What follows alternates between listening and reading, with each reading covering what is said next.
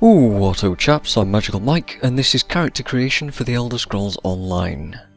NDI finally lifted on the beta stuff, so it's about time we take a look at it.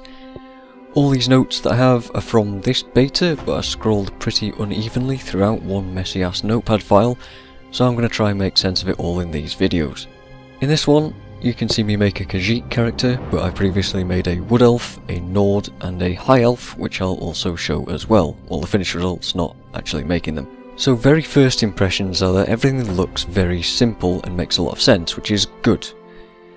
You can see which races to choose from, which faction they're part of, and what sort of racial skills they get as passives. So yes, that does in fact mean that if you want to min-max, you need to pick the right race and class to fit your playstyle. It also means that you can't play any race as any faction, which could really suck if you want to PvP with friends later on, though there's nothing stopping you from making another character in a different faction. The whole locking the Imperial race thing is a bit of a big deal to some people, but I don't personally really mind. I think they're a bit of a boring race choice anyway. You can argue that character stats legitimately do affect things, but that's another issue entirely and I don't really want to get into it. The character models you can look at to begin with don't really stand out too much from each other, apart from the obvious beast races like the Argonians, the Orcs and the Khajiit.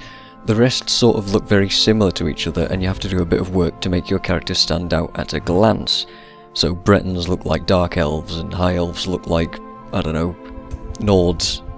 Sort of at a glance. You're not going to notice, you're not going to be able to tell the difference. Luckily though, you do get a lot of sliders and options to mess around with, or you could spam the random button for a while, and it's nice to be able to check out the looks in your high-end gear as well. You can get your characters to look how you want them to, but it takes a lot of work to do so. I'm fairly happy overall with character creation in ESO. It feels pretty similar to Guild Wars 2, albeit with much more options, at least I feel. There's more hairstyles, there's more accessories, there's more scars and tattoos and all that stuff. But it can never compare to the single player Elder Scrolls games. Mods, which you can't add in this game, can add an infinite amount of stuff to those single player games. But I think it still does a pretty good job all the same. I do think however that Rift had more options, but it did not have a first-person view. ESO does, so things like height sliders make a difference in this game. Swapping between my tall Altmer to my short Bosmer is instantly recognisable, and I quite like that.